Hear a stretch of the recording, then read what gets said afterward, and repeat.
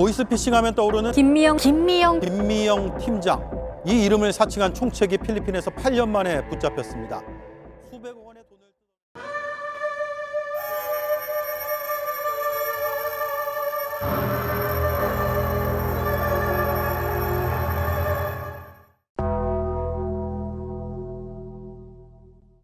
보이스피싱은 이제 대한민국 국민이라면 누구나 알고 있는 단어일 것입니다. 지금까지 수많은 피해자가 발생했고 그 수법이 매우 교활하고 악랄했기에 국가적 차원에서 보이스피싱의 예방법과 대처법을 대대적으로 홍보하기도 했던 그런 범죄이죠.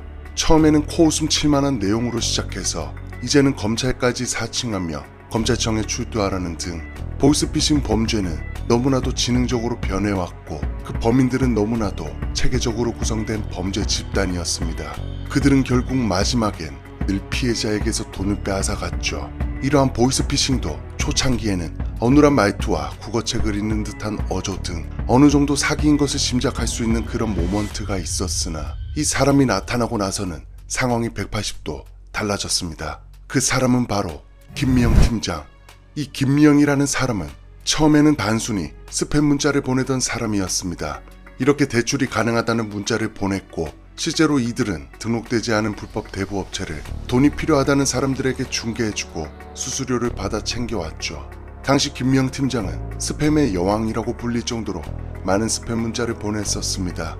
그러나 돈 냄새를 제대로 맡은 김미영 팀장은 이제는 불법 대부업체 중개가 아닌 피해자들에게 직접 돈을 뜯어내기로 결심하죠. 이들의 주된 시나리오는 신용등급이 낮아서 더 이상 은행 대출을 받지 못하는 사람들에게 신용등급과 관계없이 낮은 금리로 대출을 해주겠다고 현혹한 뒤 결국은 대출을 받고 싶으면 대출 승인금 또는 대출 수수료를 먼저 보내라 였습니다. 고객님 지금 개인회생 중이세요? 저희 쪽에 잠시 예치를 하시면 이 예치 증서가 나와집니다. 영상을 시청하고 있는 여러분들은 분명 코웃음 칠 정도로 말이 안 되는 내용이죠. 하지만 그 당시 이들은 2011년에 시작해 2013년까지 약 2년 동안 이 대본으로 보이스피싱 범죄를 저질렀는데 추정 피해자만 약 2만 명, 집계된 피해 금액만 약 400억이었습니다. 집계되지 않은 피해 금액까지 더하면 그 돈은 어마어마하겠죠. 피해자들이 이렇게까지나 당할 수밖에 없었던 이유는 김미영 팀장이 혼자가 아닌 무려 40명이 넘는 체계화된 조직이었고 그 안에는 전문적으로 교육받은 상담원과 그들을 관리하는 팀장 그리고 업무 총괄까지 마치 하나의 회사처럼 운영하며 범죄를 저질렀기 때문입니다. 이들은 바로 1세대 보이스피싱범으로 불리는 김미영 팀장 조직. 이들의 배후에는 빅맨이라고도 불리는 총책임자 박씨가 있었습니다. 특히 이들은 실제 대출 과정과 거의 동일하게 시스템을 구성하였고 보이스피싱 상담원은 대출 관련 지식을 학습하고 실제 금융업에 종사하는 전화 상담원과 동일한 어조와 톤을 구사하였으며 치밀하게 짜여진 시나리오를 바탕으로 감정 연기까지 곁들였죠. 안 해보셨나요? 근데 제가 스팸인 줄 피싱인 줄 알고 전화 확인 전화 드린 거고요. 아, 네네. 아니죠? 네, 그런 거 아니시고 저희 기획재정부에서 시행하는 정부 지원 상품이에요. 이번에 주최기관 자체가 저희 농협 본점으로 선정되셔서 네, 진행 중이신 대출이시니까 담당자분과 정상적으로 상담 한번 해보시고 네, 진행의사 있으시면 담당자 분께 말씀하셔가지고 정상적으로 진행하시죠. 심지어 피해자들의 상세한 개인정보까지 공급하는 조직도 연루되어 있었기 때문에 본인의 개인정보를 알고 있는 그들을 피해자들은 쉽게 신뢰하였던 것입니다. 이렇게 치밀하게 보이스피싱 범죄를 저지르던 김미영 팀장 조직은 2013년 경찰의 노력으로 조직원 대다수가 검거되어 조직은 와해됩니다. 하지만 총책임자 박 씨는 도주했고 약 9년이라는 시간 동안 도피 생활을 하다가 2021년 마침내 필리핀에서 검거되죠. 아참, 개인정보 이야기가 나와서 말인데요. 사실 이 보이스피싱 범죄도 결국 피해자의 유출된 개인정보를 활용하면서 피해자가 더 쉽게 걸려들게끔 상황을 만들어갑니다. 인터넷을 사용할 때 우리는 이러한 개인정보 유출과 관련된 위험에 항상 노출되어 있죠. 특히 공공장소에서 외부 와이파이를 사용하게 되면 해킹에 더 쉽게 노출되게 되는데 해커들이 공공장소에서 제공하는 와이파이 이름과 동일하거나 비슷한 이름으로 가짜 와이파이를 생산해 본인의 공유기에 접속하게 만들어 정보를 빼낸다거나 공공장소에 설치된 공유기를 직접 공격하는 경우도 있죠. 여기서 여러분에게 서프샤크 VPN을 소개시켜 드리려고 합니다. 기본적으로 VPN은 개인정보를 보호하는 데 아주 유용하죠. 서프샤크 VPN은 최고 수준의 암호화 기술을 사용하여 여러분의 개인정보와 금융정보를 철저하게 보호합니다.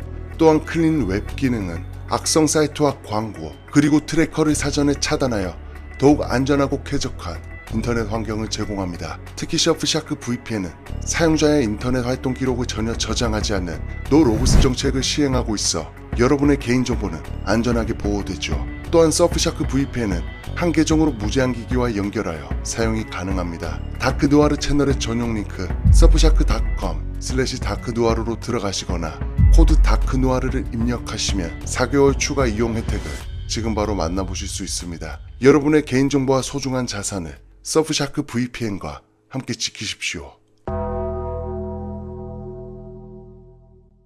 검거 후 박 씨의 충격적인 정체가 밝혀졌는데 그는 바로 13년 동안이나 경찰에 몸담았던 전직 경찰이었습니다. 심지어 사이버 범죄 수사 전담이었으며 그는 거기서 보이스피싱 범죄를 처음 접했죠. 그렇다면 그는 어쩌다 경찰에서 보이스피싱 조직의 우두머리가 된 것일까요? 알고 보니 그는 2008년 불법 성매매업자에게 보호의 명목으로 뒷돈을 받았고 이 사실이 밝혀져 직위에서 해임당했다고 합니다.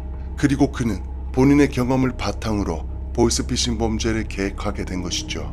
즉, 경찰로 재직하면서 본인이 수사했던 범죄들의 취약점을 보완하여 전문적인 보이스피싱 범죄 조직을 만들었던 것입니다. 이렇게 그는 스팸 문자를 통한 불법 대부업체 중개를 시작으로 2011년부터 본격적으로 보이스피싱 범죄를 저지르기 시작했으며 약 2만 명에 육박하는 엄청나게 많은 수의 피해자가 생겨나게 됩니다. 당시 진술을 했던 내부 조직원에 따르면 들어올 돈이 너무 많은데도 불구하고 대포 통장의 개수는 부족해 일이 중단된 적도 있었다고 할 정도였죠. 그러다 2년이 지난 2013년에 경찰은 중국에 거주하고 있던 조직원들이 추석을 맞아 한국에 대거 들어온다는 첩보를 입수. 그때를 노려 44명의 조직원을 체포하였고 그중 28명을 구속했습니다.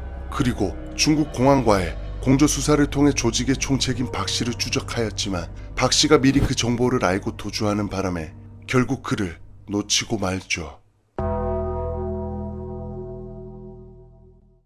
박 씨를 놓친 후 약 9년이라는 시간이 흘러 2021년 10월 필리핀의 나가라는 지역에서 드디어 박 씨의 검거 소식이 들려옵니다. 당시 그는 인터폴 적색 수배자라고는 믿기지 않을 정도로 태연하게 필리핀에서 한인마트를 운영하고 있었죠. 필리핀에서 만난 10살 어린 와이프와 함께 말이죠. 그는 김태우라는 이름으로 필리핀에서 새삼을 살고 있었습니다. 그는 주변 사람들에게 평도 좋았죠. 주변 사람들은 대부분 그를 친절하고 다정한 사람으로 알고 있었습니다. 그가 엄청난 범죄 집단의 우두머리인 것을 모른 채 말이죠. 그는 검거된 후 마닐라 부근의 비쿠탄이라는 외국인 수용소로 이동되는데 참고로 비쿠탄 수용소는 휴대폰 사용도 가능한 곳입니다. 돈만 있다면 뭐든지 할 수 있는 곳이죠. 검거된 후 그는 그곳에서 한국 송환을 기다리고 있었습니다. 그렇다면 그는 검거되기 전 9년이라는 시간 동안 어떻게 살아왔을까요?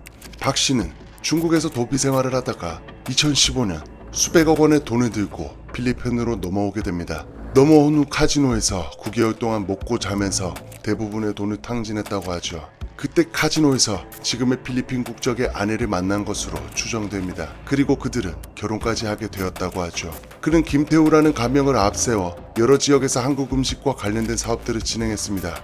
그러다 지금의 한인마트까지 오게 된 것이죠. 그는 같이 생활하던 한 주민의 신고로 검거되었는데 꽤 오랜 시간 동안 단 한 번도 한국을 방문하지 않았던 박 씨를 의아하게 여긴 주민이 친하게 지내던 지역 경찰에게 우스갯소리로 이 사실을 말하게 되고 지역 경찰이 혹시나 하는 마음에 불신 검문의 형태로 신분 확인을 하게 됩니다. 박 씨는 신분 확인을 거절하며 평소 하던 대로 돈으로 매수하려고 했으나 그 지역 경찰은 매수되지 않았고 결국 김태호의 위조 요건 내용이 필리핀 정보기관을 거쳐 필리핀에 근무하던 코리안 데스크에게까지 닿게 된 것입니다. 이렇게 그는 9년의 도피 생활을 청산하게 되었죠.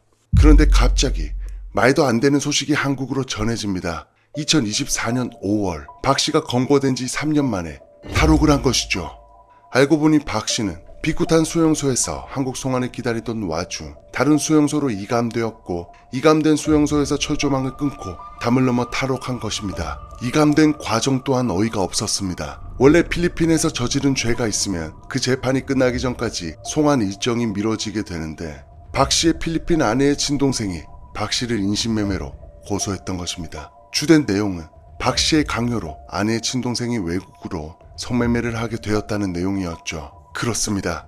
박 씨는 한국 송환 일정을 미루고 다른 수용소로 이감을 가기 위해 대놓고 아내와 아내 친동생과 짜고 친 것입니다. 그렇게 아내 거주지와 가까운 수용소로 이감을 가게 되었고 아내의 도움을 받아 탈옥을 한 것이죠. 그 후 박 씨는 아직까지도 검거되지 않은 채 도피 중입니다. 보이스피싱 범죄의 사기 피해자들은 주변인의 비난이 겁나 제대로 신고조차 못하는 경우가 많으며 그 피해자들은 대다수 사기당한 본인을 자책하고 비난합니다. 이는 우울증과 대인기피증을 유발하며 결국 자살로 이어지는 경우도 있죠. 아직도 보이스피싱 범죄는 주변에서 흔히 일어나고 있습니다. 실제로 그 피해액도 계속해서 증가하고 있고 이미 2025년 1분기 피해액만 3천억을 넘어섰죠. 이러한 보이스피싱 범죄가 근절되길 기원하며 박 씨가 하루빨리 검거되길 간절히 바랍니다.